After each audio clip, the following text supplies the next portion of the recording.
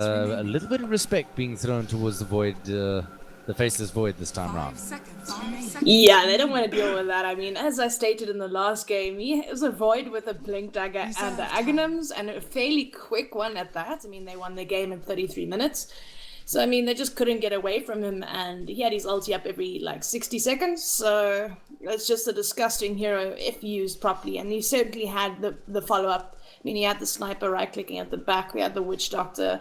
It was just ridiculous. I don't think they want to see anything that again. But what do you think of the two bans that have been pretty consistent throughout this game? I mean, this is the third game in a row where they instantly banned Doxy and Bounty, straight off the bat. And tied, yeah. And tied, yeah. Well, I know that a lot of teams have particular strats that suffer from very particular heroes straight off the bat.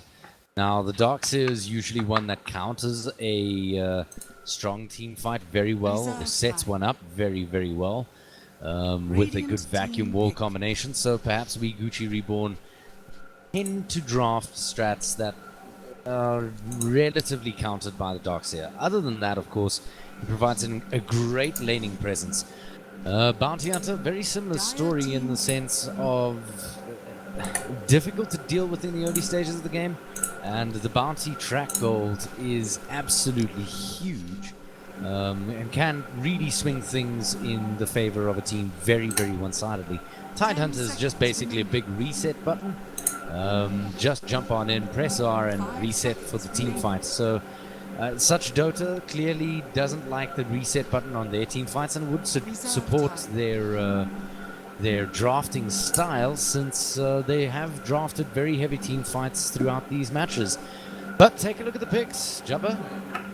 Yeah, well, I mean, I do like already from what such Dota's picked out, and I wouldn't be surprised if they try and actually pick up a Dazzle here. I mean, they've got such a nice little synergy between the two heroes, as is. We've got the shield coming out from the Abaddon, puts it on the X jumps in, calls the heroes, but that shield explodes, as well as potentially, if they do get the Dazzle pickup, I mean, it just creates a lot of disasters for the side of Gucci. But nonetheless, the line pickup, I mean, such a strong support in this meta. I mean, so he can do so much with so little. I mean, all you need on him is tranquils, and then hopefully eventually he gets that blink. He can really change team fights, as well as provide a lot of CC and lockdown for his team as well. I, for one, am excited. I love seeing an axe. Good day, sir.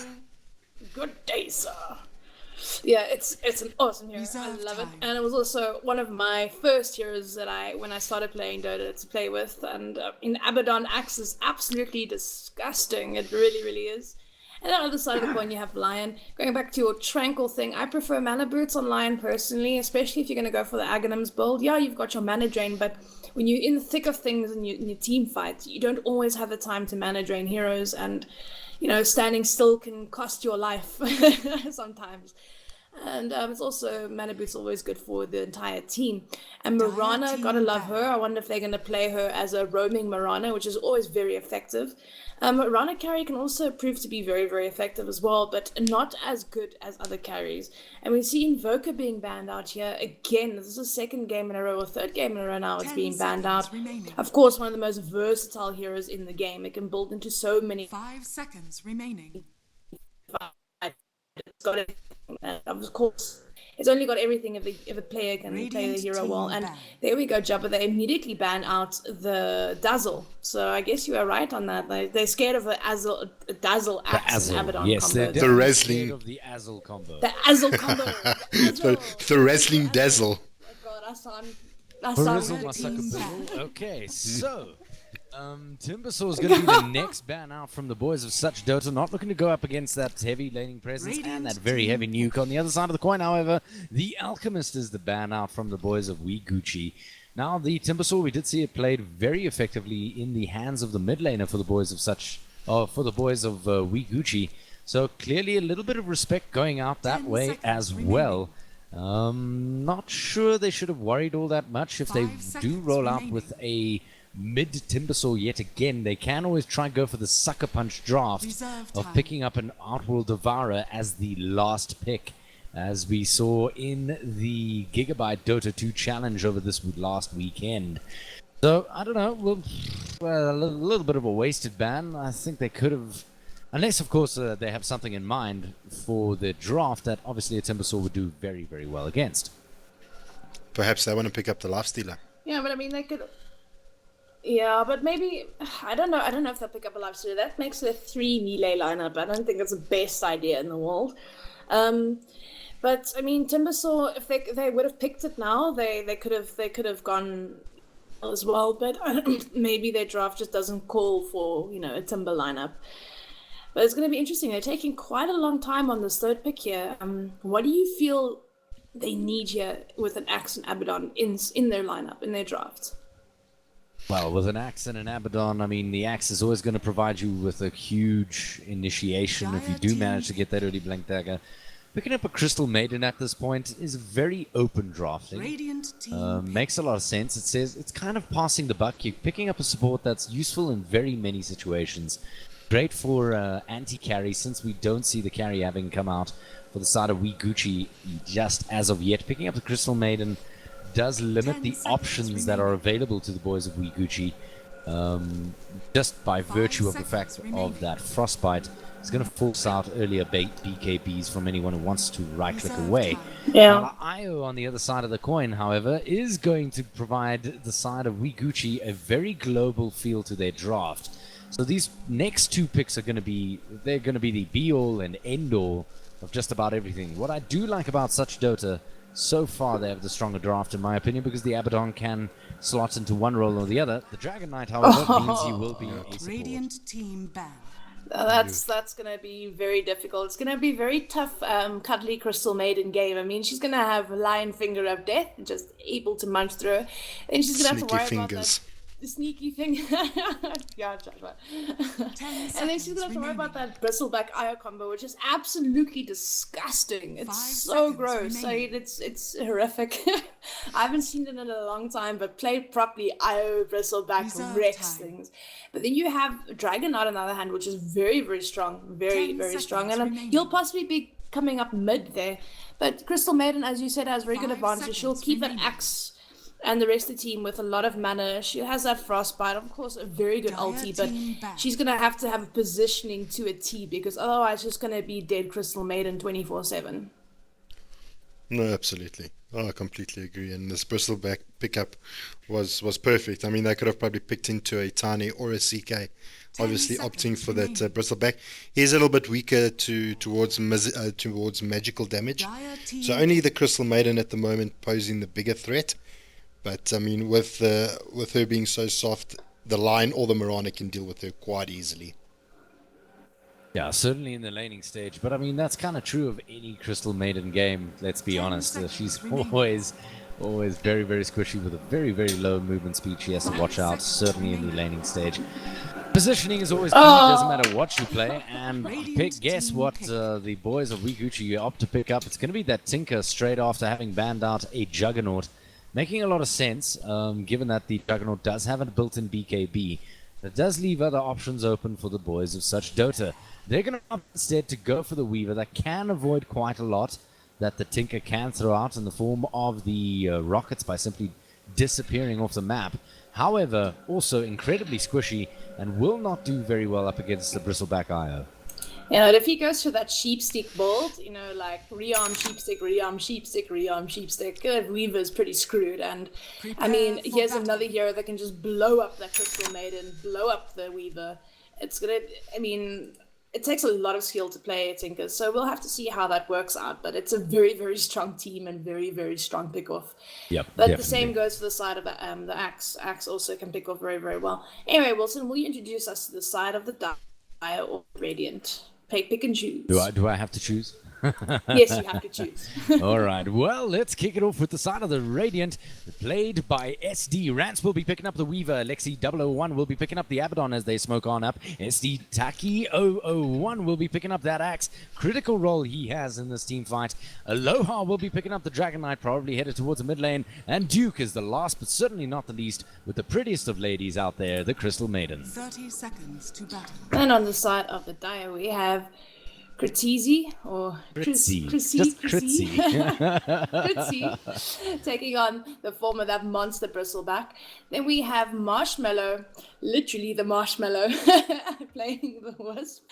But hold on, we might be a little bit of an engagement here, as we see. Okay, they are gonna back off here, and I think they will be getting away here. So easy ruin for the side of the Radiant, but then again, easy ruin for the side of the Dire as well. Then we have Sheezy playing that Tinker. We have Santa on your Lion, and last but not least, we have Sad Person on that Mirana. And if I'm not mistaken, Sad Person's been their carry, so it looks like it's going to be a carry Mirana. Yeah, given that it's a carry Mirana, I'm not so sure things are going to work out all too well. It's all going to come down to how Sheezy does, certainly within this early game phase. Aloha's nearby, and obviously with the Breathe Fire, he can do quite a lot to minimize the right-click damage of the Tinker. However, he's got a huge job ahead of him, because if the bottle does come out early enough for Sheezy, things are going to be very, very difficult for him going forward. Can you just say that again? For Sheezy. For Sheezy. For Sheezy. A bottle for Sheezy. Bottle for Sheezy. Hey, Jubba, what do you think about these lanes, and how do you think they will turn out? I mean, they're going for the dual lane this time, as you know, we saw those tri lanes not really work out for the side of SD last game. Look, I like I think the lanings are going to be pretty determinant on if Sad Person can land some decent arrows, get those, try and get that axe maybe, or potentially hit that Abaddon.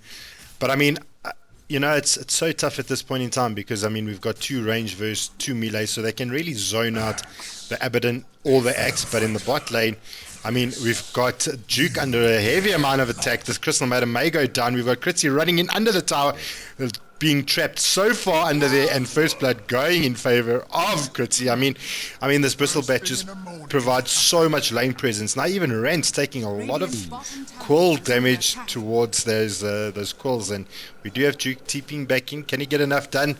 Is it enough? The Io does pick up that last kill, but now the Bristleback is just getting so much done. Duke trying to make stuff happen. Look at that beautiful little block coming up from Marshmallow.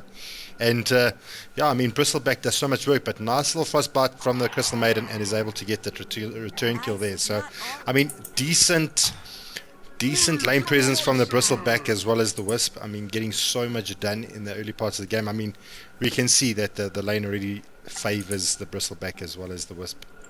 But honestly, yeah, guys, why attack the Bristleback? He's sitting there wailing on the Bristleback. He's tank as hell anyway. Oh, just kill off the Io. The thing is, he hasn't got Bristle at the moment anyway. But I mean, the Io did take a spill. But I mean, again, that's just such a good return kill as well. It brings back the lane somewhat, but losing 2 heroes there was unfortunate. But if you take a look in the middle, Loa had to go right back to base and TP because he was sitting on like 100 HP versus Tinker. And look at Tinker's build. He's going for full nuke, full pick off. He's going for 2 points in laser and 2 points in heat seek, and we're not getting those things. In the meantime, we have the Axe Abaddon doing what they do best, going behind the tower and erupting the hell out of the lane. And onto Santa. Santa looks like he might be very dead here. Gets done off, gets away. Oh, he does not. Unfortunately, that Mr. Coil gets him in the end. But yeah, this lane is very, very with. I mean, it's cancerous almost. I mean, if they continue cutting the lane like this, it's going to pose a huge problem for the Mirana and the Lion. It's not just that. If Crystal Maiden leaves this Weaver alone, then I mean, it's going to be a very hard lane. So on the one hand, the Weaver's not going to get any farm if they rotate the Maiden. I mean, sorry, like I'm going the wrong way here. I'm saying they could rotate the IO in, which is fine, because I mean, Bristle should be fine against this lane, but they're going to need to do something to stop this Axe and Abaddon. It's absolutely disgusting. Yep, most certainly. Well, Axe and Abaddon, very, very similar sort of setup to this IO Bristleback combination that they have running in the bottom. Both of which are very comfortable and happy to dive on down. Cheesy, in the meantime, picks up a stun from Aloha. He's not in any real danger, does have a laser, so can disengage all the right clicks from Aloha if he does need to. Out comes the Fire's Breath, and that's just to secure himself some farm. But things not very easy here for the mid laner for the side of SD at all. Topping the charts at the moment will be Sad Person on that Mirana with 21 last hits and 3 denies. And right behind him on the Tinker in the mid lane will be Sheezy, who's actually in a spot of trouble here. And Taki looking for those right clicks. He wants them to happen. He's going to get a few spins. Out comes the stun from Aloha. But guess who's there? Marshmallow is going to keep Cheesy alive a little bit longer than he should. Oh, it's actually going to keep him alive completely with a great TP rotation from the rest of the side of WGR. Beautifully done. They walk away with 2 kills in hand. Quite. He doesn't even have to go back to base, and he giggles all the way home. That's a huge gold swing for such an early stage of the game. 635 gold going the way of WGR, and 238 bucks out of pocket to the side of SD. Yeah, and on the sidelines there, the Rance went down as well. So, I mean, Gold Swing is not just attributed to mid, it's also that Rance literally just went down just before the Dragon Knight and the Axe. So, I mean, very easy kills. So, I mean, the Wisp and Bristle get the kill on the Weaver, and then Io immediately TPs to mid, keeps the people alive, and just brilliant rotations coming out there. What do you think about only putting 1 point in Bristleback going up against this Crystal Maiden and Weaver lane? Do you think maybe he should have... Top lane. You can't really talk about it now. Abaddon takes the spill to the Mirana, and unfortunately Axe just can't really do much of anything. Does get a call, but the 1 or 2 spins and he has to back off. Look, I guess it's not all that bad. I mean, taking your cool spray, getting all that damage, I suppose he wants to get the squishy heroes down, but it looks like they're going to be going on, and they might catch the Crystal Maiden. She's going to try Frostbite the Bristle, but it's not going to do anything, and she's going to get out with a sneaky TP. Yes, she is. Weaver getting out of dodge as well. So, I mean, nice try by them, just didn't see that TP rotation. And unfortunately, I don't know if you guys remember, but Wisp's Link used to stun heroes and cancel TVs. Yeah. So, I mean, it used to be absolutely overpowered. Now it just slows you for a moment. So I think if that update was still there, we would have seen some disaster. But it looks like Rantis is in a bit of trouble here. Doesn't have his Sakuchi for a while, and he's going to go down. Very, very clean kill there. Just got to watch the stacks. That's all you got to do up against the Bristleback. Of course, incredibly difficult when he's bum rushing you and has no worries whatsoever because of the IO in tow. By no means easy, but this is kind of what they expected out of the drafting phase. 2 to 7 minutes in, and all answers really going to lie with this Bristleback and if they can stop him. Now, what's the thing? Like Jub asked earlier about the Quill Spray, and I think it's a good build to go versus a very squishy lane. I mean, he's doing a lot of stack damage, and he's doing more base damage as well with these Quill Sprays. So I guess it is good. And Sad Person gets a kill onto the Abaddon, and now suddenly Abaddon Axe, this lane is just not working. So, I mean, what do you think is wrong here for Abaddon and Axe? Do you think it's just a double range into stuns, into all those disables?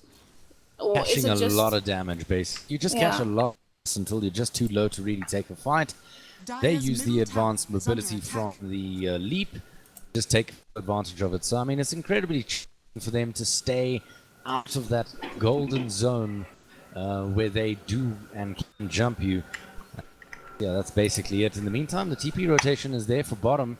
We're going to actually spot it out. Alexi's actually going to walk into a world of pain here. Has to throw out his first Apothic Shield. Out comes the ulti from Mirana, but it's not really going to help for this particular fight. It could serve for the disengage, and so it does. Kritzy's still in the front lines. Backing away, getting a lot of Quill Spray stacks, but they have to back on out just a touch now. Well, they could actually get keeping them in the golden zone, yep, whoop, boom goes the Weaver. Nothing left to do there. Marshmallow dropping very low to the Crystal Maiden's whims, but Crystal Maiden now slowed up, already being the slowest character out there, and now is going to get taken down by the Bristleback sprays of absolute hell and death. Alexi now making a run for it. I don't think Marshmallow and Kritzy can really chase for it, but it is not too far at all.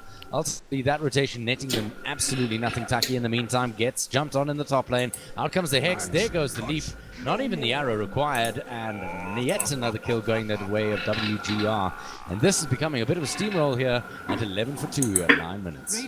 Definitely, and there's a crucial level there for Lion. He just picks up his level 6, so he can literally just go TP into another lane and quickly nuke down another hero. So I think it's going to be a nice fast tower here for them.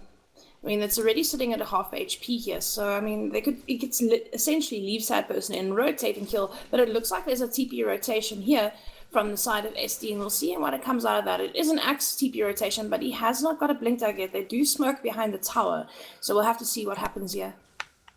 Certainly looks like Kritzy's happy to dive on in for Rance. Out comes the Axe from the bush, and he's actually has the opportunity to bum rush. There you go, Duke. Kritzy's going to do what he can to take out Duke and give himself the escape chance. Nice little heal coming through from Alexi 001, but the final Quill Spray is enough to take him down. Marshmallow's there. Oh, he cannot get close enough and has enough time, but the back getting way too many Quill Sprays off. And walks away with a huge prize. Nice stun coming out from Santa. A nice little mana drain as well, but ultimately the damage negated by the time lapse. Very tight, but could have walked away with another fat kill on the back of a fat finger. Looking for it still possibly is Lion, but he's going to be tanking way damage from that tower to really follow up. Oh, there we go. Sneaky fingers incoming engaged. Yep, certainly, and Weaver sticking around way too long. Ultimately, he does get the counter kill thanks to Alexi's little bit of harass damage, but he's going to pay the price very soon if he sticks around. He's dropping low already. He does have borrowed time, so he would be happy to pick up a little bit of damage if there was a little bit of follow-up. There is in the form of Duke, but that's not going to be enough. In comes the Wisp. The Wisp is doing fantastic work. Alex now dropping low again for the second time. Out of borrowed time. Cannot really do much anything else. In comes Cheesy. Out comes the kill. Abaddon hits the deck. And Kritzy's still alive. Very low, but very much alive. And dealing out the damage. Beautifully done to them. They walk away with another kill, and Cheesy gets on out of dodge. Radiant's top tower is under attack. It brought me some joy. It was very fun to watch, and you know, it was unfortunate the first time around that Lion didn't have the mana to finger, but the Weaver coming back in and then fingering, it was it was very fun to watch. And we'll do see the mid tower here dropping very low, and it looks like Dragon is gonna get it. Oh no, it gets denied by the Tinker. But in the meantime, here Samson did get the tower here for the side of WGR. So, I mean, all around, it's in the favor there for WGR, at least on the tower side of things. In every side of things. Yeah, in every side of things, but I'm saying, like, they got the deny on the mid, and then they got the tier 1 there, but it looks like Sad Person's going to be a little bit of trouble here. He's going to leap out. Oh, good dodge. Catch him anytime soon. There's plenty of trouble in the bottom too, as well, as Tacky 001 does take on the Santa Claus gank there. Duke is in the corner, gets one cheeky little right click from the Lion, and that's the end of that. Now the chase is on for Taki. Taki picking up 1 damage from the, well, it's a damage, and immediately Marshmallow decides, screw this, I'm TPing in, and Kritzy with me. They're going to actually walk away with the kill on Aloha as well. Another 3-for-1 trade, 19-5. The difference in net worth must be absolutely staggering for this stage of the game, and it is already sitting at the 7,500 mark. Net clearly in the favor of WRG and WGR, as Alexi picks up the stun in the mid lane, picks up the laser, and has to pop out the borrowed time. March of the Machines. Yeah, well, if you want to see the difference, I mean, you can just look at the progression. You got a Tinker with T-Boots and Soul Ring, and as well as a bottle with Sad Person, not really with much to his name, but for minutes, Drums, Face Boots, Aquila, and 1,200 gold to his name is pretty significant as a carry. I mean, it's driving me crazy though. Yeah. Why is it driving you crazy? Because all I do is I see drums on him, and all I want to do is shout to him, buy Dragon Lance, buy Dragon Lance. Especially the fact that he's actually playing ranged heroes that can benefit him so much more than drums. So yeah, nonetheless, he's got a lot out of the laning phase at the moment. Yeah, I get that rationale, but I do suppose it's more of old habits hard. I mean, we've got players here playing Dota for years, and they prefer certain builds, and I guess people are still not warmed up enough to the some people aren't warmed up enough to the new items. You know, they still prefer their old stuff. Yeah, things are certainly going to start warming up here in the bottom lane, as Santa Claus is looking for a little bit of pain here. He's likely to find it, reveals his position with a mana drain there, and I think they've got the right idea here, the side of WGR. They have a lead, and they can just keep ramming it down the throats of SD until they walk away with all the objectives in the world. Picking up towers left and right and center, and ultimately that means even more advantage in terms of net worth. Sad Person picking up the bugs up in the top lane from Rance, but there's very little else he can do here. Yeah, I mean, look at that bristle. He's so big. I mean, he's got a Vanguard mana boots, and now he's mech up as well. So he's going into GG boots, I expect, and that's huge. I mean, for 14 minutes, look how monstrous he is, and he hasn't got that much farm. But do they definitely have towers, and they definitely have kills on him? And it looks like Farm he's a bit heroes. of a fight here. Sad person Rance is going picking up on so to much Rantis. damage.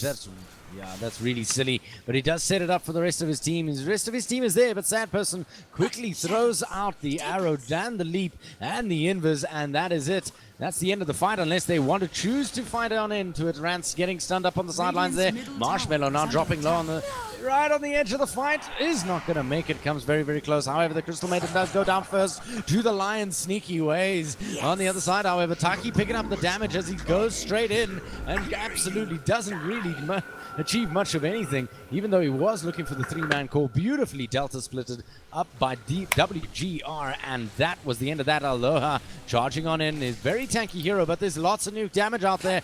Rance comes on in, goes for the kill on Lion. Lion eventually hits the deck, but so will the Dragon Knight on the front lines to the rims of Grimsy as he gets the final racket damage there. Alexi 001 now has to try and make a run for it. Pops out the Apothic Shield, gets the greatest deny of his life as Kritzy is now dropping down to the 50 HP mark. CM trying to do whatever she can, but she might walk away with a death on her name. Picks up another rocket, another laser, and now it's 50 HP herself, has to get on back. Holy hell in the handbasket. This is ridiculous. 23-7, and every move that SD makes, it seems like WGR have the right move to do it again.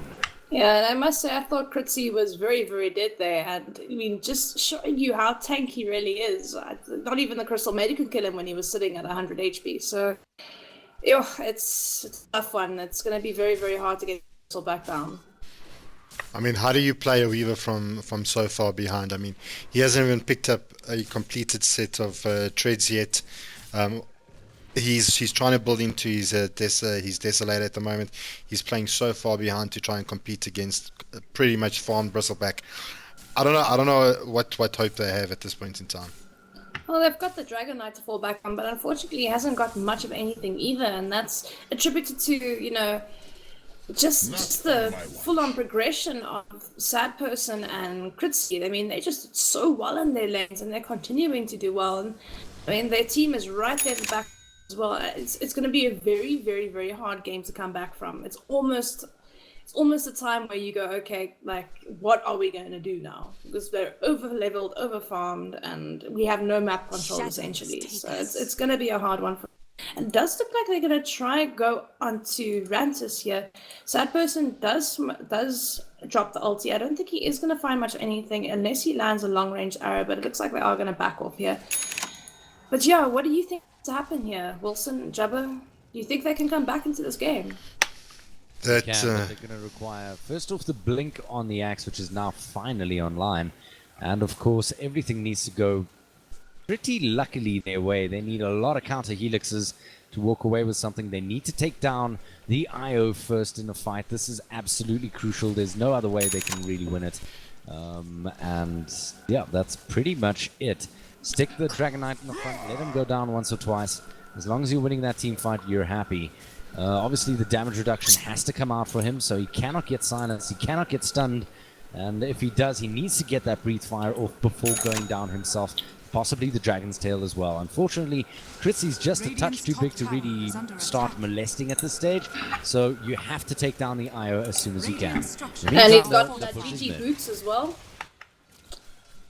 XE is now getting chased there between Tier 1 and Tier 2. He now has to make a hasty escape, catches the rocket, throws out the Dream Coil thanks to his borrowed time, gets a little bit of HP back as a result. But take a look at the side of SD. None of them can really move on in. Even though the axe is nearby, does have the blink, has a nice opportunity to engage. Sad Person actually does get caught on the sidelines, and there's your first dunk of the game. A mega kill spree going in the way of the axe there. They do pick up a little bit of return damage from Sheezy, however, they do walk away with that one kill. They lose the tower mid, but at least they've walked away with something. And I hazard to guess that they walk away with more than the side of WGR just from running spree. Yeah, I mean, the thing. When your heroes are so far ahead and on all these killing sprees, the moment that a core hero gets the killing sprees, it does favor them quite nicely. The comeback Not mechanic just quite is nicely. Take a look at that fight recap. Yeah, yeah. 1,459 gold their way. 300 gold to the side of WGR. It's huge. It's huge. It really, that's what I'm saying. It really, really is. It can get a game back. Mechanic is there. It's not as strong as it used to be, because it used to be like absolutely ridiculous. But that's why the games are lasting that long at the moment. I mean, I don't know if you guys ever noticed, but all the games you play now don't really last 30, 40 minutes anymore. The majority of the games will last just over an hour. If it's done correctly. You have to really steamroll and make sure they don't get to win your game. But I think this Axe really needs his blade mail up as soon as he can. Yeah, I push for the 25-minute mark. Yeah, just push for it. I mean, you got your Dessa just coming online here for your Weaver, but unfortunately he's still sitting at 900 AP, which, I mean, for a Lion and a Tinker, that's an absolute field day. They'll just mop him up. So he needs to get a bit of HPS. So maybe creating a little bit of is now the point of interest for this team, because he really does need to fatten up nicely. I don't know if he can catch up just from passive farm, I gotta be honest. He needs assists and kills. That's the only way I see him getting back into this from 1, 6, and 3. Yeah, but unfortunately, he's sitting at 900 HP, and you've got a Lion for lasers and missiles. He'll just die every team fight. So, I mean, he's gonna have to be very on his feet and get that time lapse exactly right, or he's just going to die the whole time and his farm's just going to be stagnant. So I think if they can get him some space in the map, which is going to be very hard. Duke gets spotted out, goes for the immediate TP, doesn't have the time to get on out, even though the arrow was going to connect, and that's going to be another pickle for the side of WGR. They did manage to spot her out quite nicely there on the higher ground, throwing out all the marcher machines in the world, and this is going to secure them this tower. Kritzy's way too tank to really start molesting or harassing off the tower, and that's the end of that. Radiant's middle tower has fallen. This power of the IO though is incredible. It really is. Yeah, I mean, it's coupling it up with such a strong core is just ridiculous. Look in the top lane now. Aloa's in a little bit of trouble. Going to TP himself out. Not going to be able to get the kill for the side of the Dire. Nice escape there for the DK. But I just want to touch on one thing. I mean, we've got the Axe picking up his blink and now trying to build into his blade mail. I mean, if Sad Person can be in the right place at the right time and throw out an arrow on the Axe, it probably just he won't be able to get that dunk off. Yes, he'll be able to get the call off, but they can still be able to kite around the Axe. I mean, I don't know if the Axe is going to be able to do enough. I think they're going to have to rely a little bit more on the DK and the Weaver than the Axe so much this game, just because of how easy it's going to be to actually get that arrow to the face for the Axe. Unless the Marauder wants to actually try and target out the CM, it all just depends. And what do you think this DK is going to go for next? He's sitting with 2.3k in here. What do you think he's opting to go for? Looking at the game situation, looking how the game is going, what do you think he's going to go for? Be the Silver Edge. The benefit of that Silver Edge is just gigantic at this stage. And yes, it will disable the passive of the Bristleback. Contributes to his survivability quite considerably. That's not a bad idea to go for, but there are other options available. What do you think, Jubba? Yeah, I think the Silver Edge as well is a pretty good item, especially just to negate that passive from the Bristlebat, exactly like what Wilson said. I mean, it's just doing so much work in team fights at the moment, so I think the Silver Edge for him as well would be probably the best item at this point in time. But did you notice Lions actually picked up his blink now as well? Yeah, I saw it. So it's going to be nasty, and he's sitting at 537, so he's been doing this game. But speaking of big items and a lot of work, we finally have a mechanism up on this Abaddon that could change things a bit. Well, absolutely. I mean, just giving that team a little bit of extra survivability, considering that the side of Gucci's actually got the GG boots on the Bristleback. I mean, they need some kind of sustainability. The CM's dropping so quick because of the cool sprays taken. I mean, if she can stay alive a little bit longer, can offer a little bit more in team fights, will make a big difference for the team. Yeah. And what do you think of him having 4 out of the 8 kills on the side of SD? I mean, personally, when you're this far behind, I would leave the kills to the carries. Preferably the Weaver. No, I'm not saying he didn't have an option or like anything like that, but there are times where you leave that last hit for your carry so they can get those killing sprees, or they can get a bit further in, because now I've got a Weaver sting at 1 for 6 and it really does hurt. And even though he's got more farm than the Abaddon does, like 70 more last hits, he's got less items because, you know, Abaddon's got those killing sprees. Do you think I'm wrong in that sense? And it looks like he is almost going to go down here to the line. Yes, he is going to go down. One more right click should do it. No, time lapse. You're very, very, very close for Rantis over there. But you guys think I'm right in that statement? When you're this far behind, rather leave the kills to the carries if you can. If you can. Just so they can get that lead. I really don't think he had the opportunity. Those 4 kills were from the early game. It's a cheeky missed coil as they get out of range of anything else. That's what really buys them the kills. But yeah, obviously you're right. I mean, if you can get the kills specifically on your cores or your carries, do so. But well, can I further that question? Can I further that question? I mean, don't you think they should have then rather transformed Abba into a little bit more of a right clicker and actually get the mech up on, say, the axe? Or get the blade mail then into mech, or even getting the mech on, say, the DK or one of the other heroes. Speaking of DK, he's looking for a little blood here in the form of Sheezy. He's actually going to run into Santa Claus as well, and that's going to make him think twice about this entire situation. Possibly he has scouted out that they're thinking of doing rush here. Tinker's in a great position to do so. He's just waiting for the cooldown on March of the Machines, and obviously want to give it away. This is going to be a very easy rush. I don't think there's much that the side of SD can do to contest it. Even with the perfect initiation, they probably walk away with a decent trade, and trades usually favor the team that's behind. Might walk away with something in the pocket, but ultimately WGR would also pick up that Aegis and probably walk away definitely with tier 2 our bottom. But probably also a tier 3 as well. Now, the problem is fighting into martial machines with your supports is just...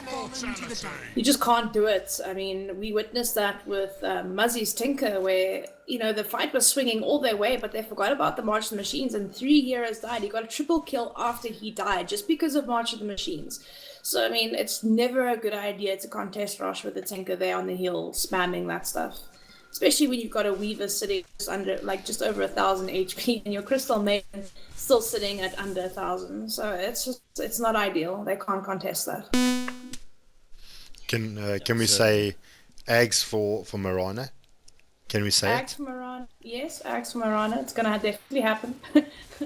Yeah, okay. It's more of like a luxury item at this point. It's not really necessary.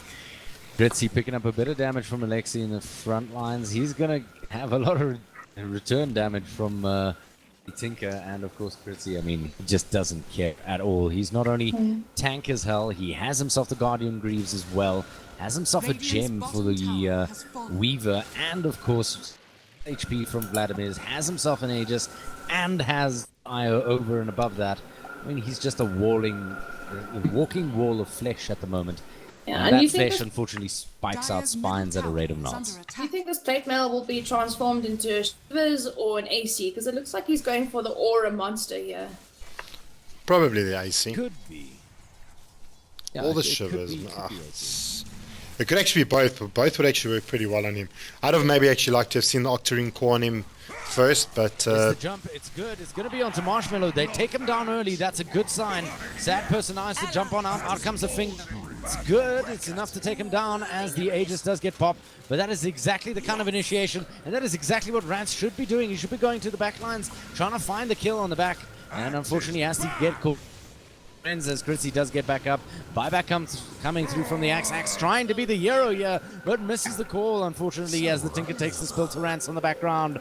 Out comes the arrow. It's not going to connect onto anything. Good dodging from Rance, but Rance is in true sight. There's the gem right there. Out comes the beautiful little call there, and that is going to secure it. Beautifully done. 2 men down, and that is it. They've managed to defend it 25-12. Huge swing there for the side of SD. Even though there's the buyback goal, the Axe still walks away richer than what he had.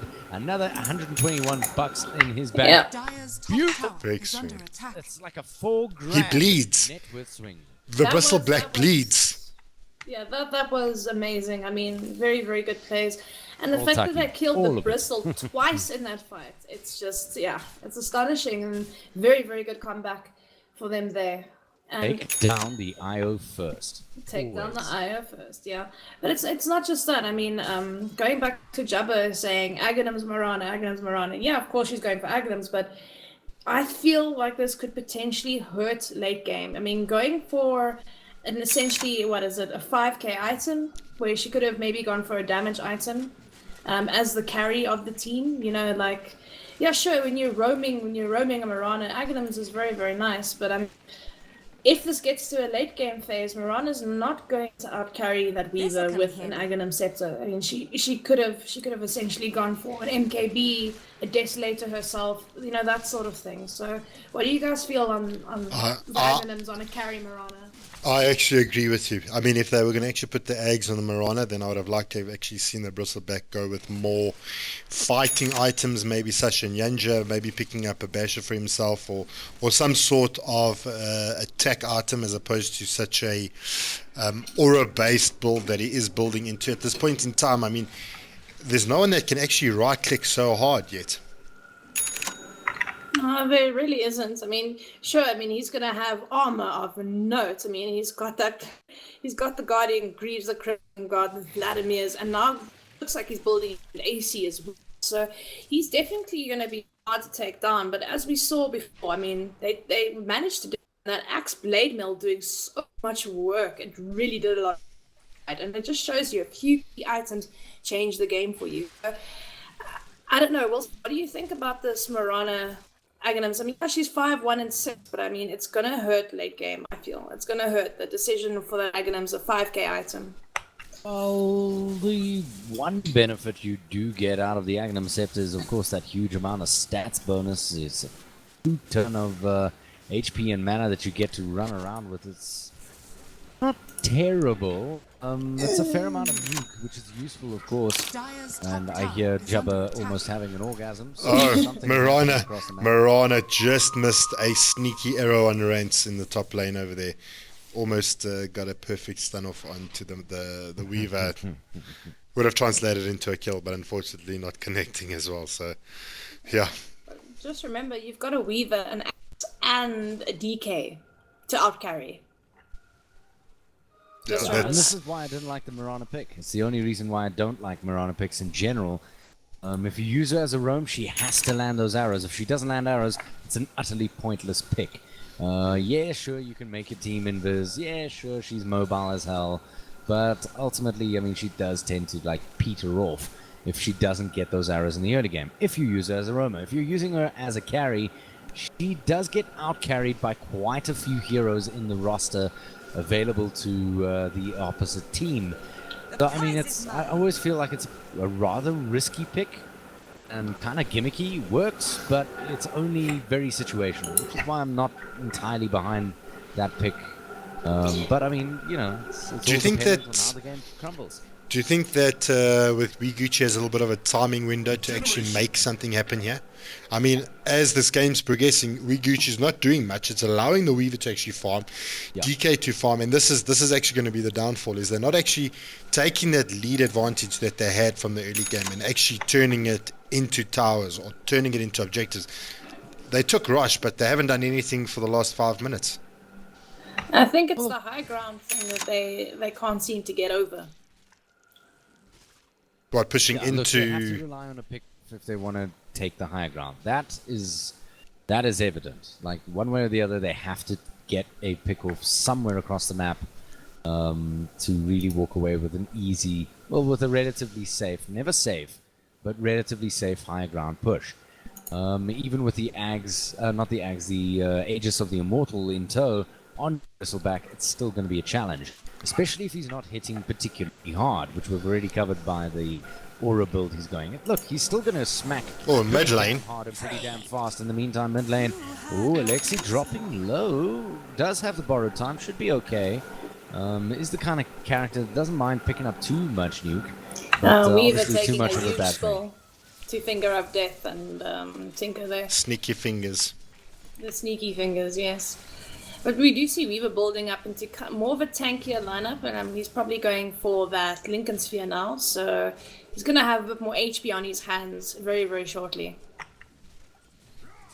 Yep, certainly. Out comes the call, though. It's not really going to connect onto anything. Very close, though. Not too bad. Critsy's going to start walking on in, doing what he does best, smacking away, getting out those quill spray stacks. And, Aloha's looking for a little bit of action. Does that the nice little silver edge onto Critsy, and Critsy is going to be in a spot of trouble here as Taki goes in for the dunk. Doesn't quite manage to land it from the GG boost. Marshmallow's dropping very low, though. He is going to take the spill to the Dragon Knight's ranged attack. Rance picking up the arrow, has to time-lapse his way out of there. And, sad person's got to have to get out of there as well. Taki might be going for the chase, has the blink in 2 seconds, but Critsy's actually going to turn around with all those quill spray stacks. It's getting a bit intense now. Aloha had to go invis again, go for the extra bonus damage from that, and the chase continues. Sad person having to leap yet again, and down goes the Weaver to the Tinker in the background, and Tinker's actually having a field day. He's going to walk away with yet another kill in the form of the axe, and that's going to leave Aloha all alone in the front lines. They did a great job of spreading that out, getting the Dragon Knight out all the way on his own, and then taking him on, especially considering multiple uses of the same skill within the same battle means the battle's just not going fast enough. So ultimately, 31-14, 33 minutes in, and it looks like the boys of WGR are going to push on in.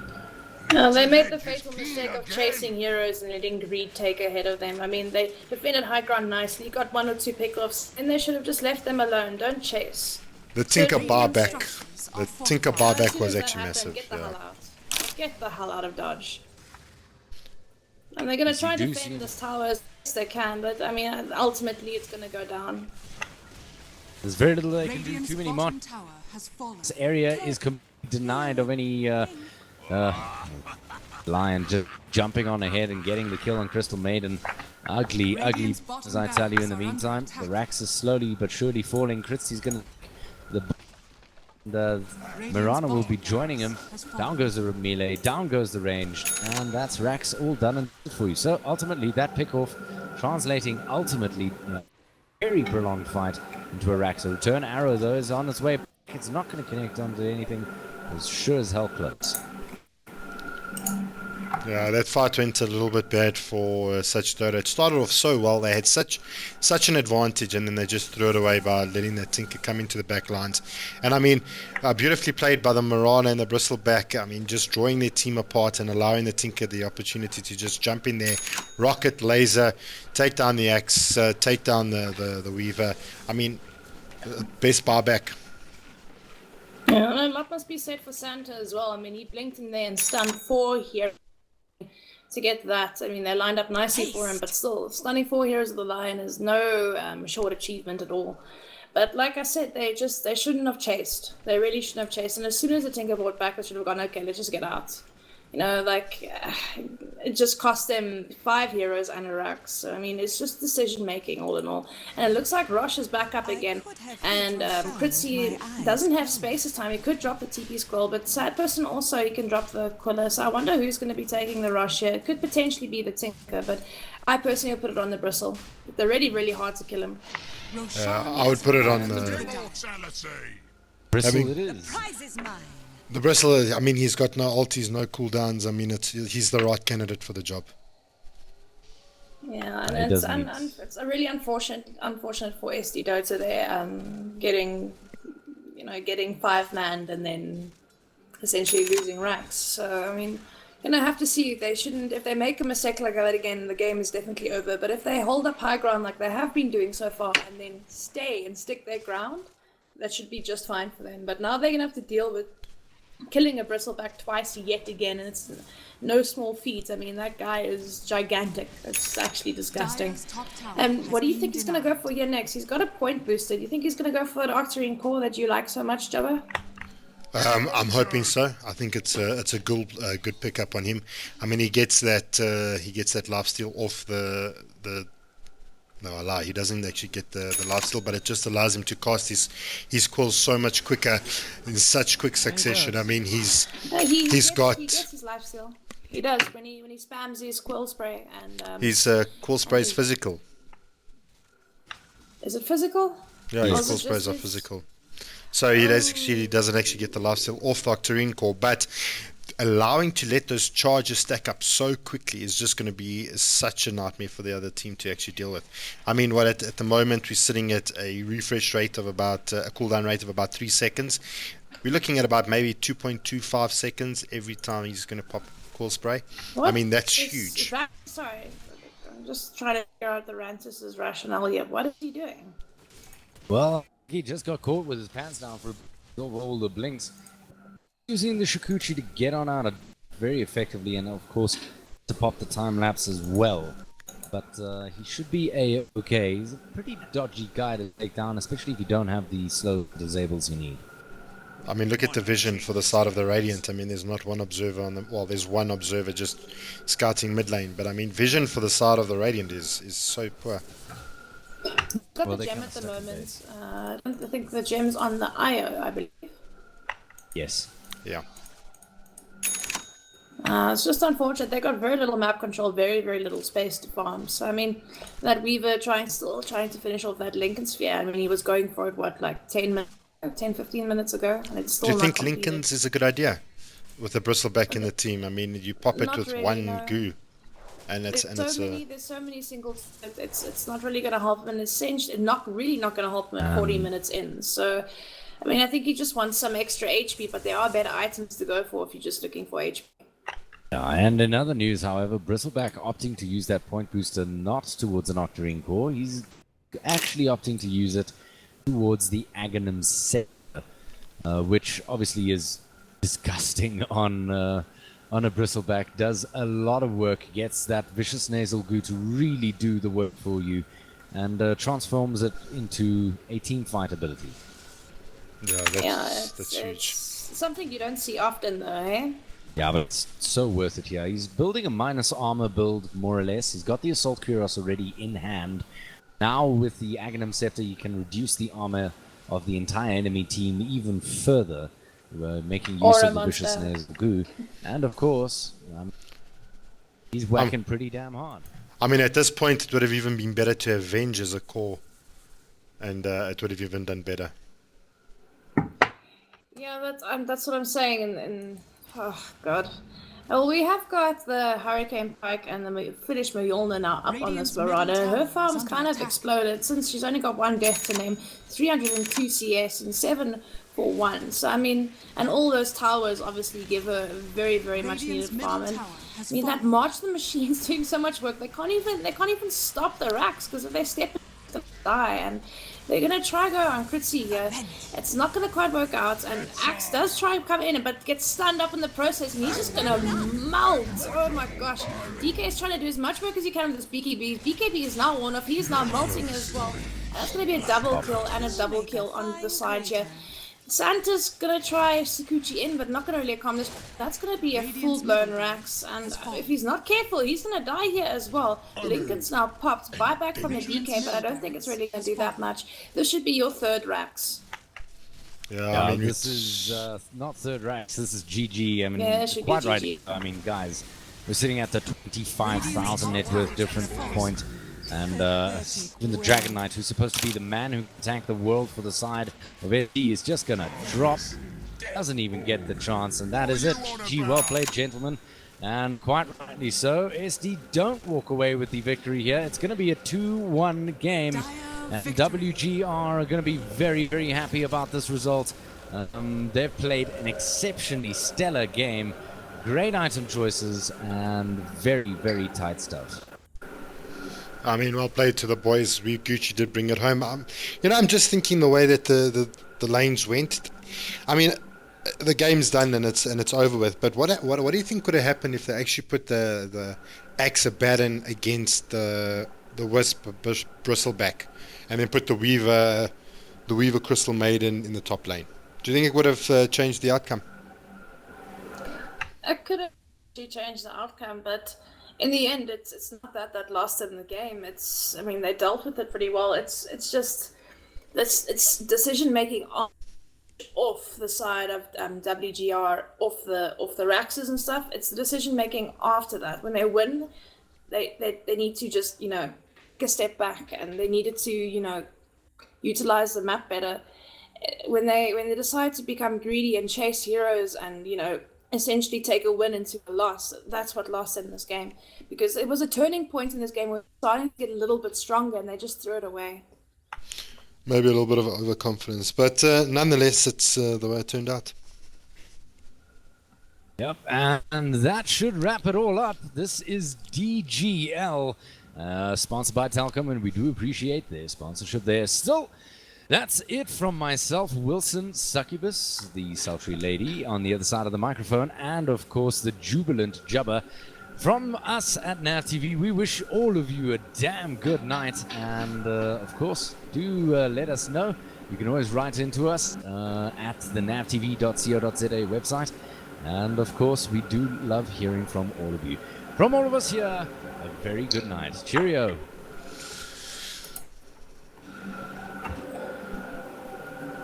Jubba.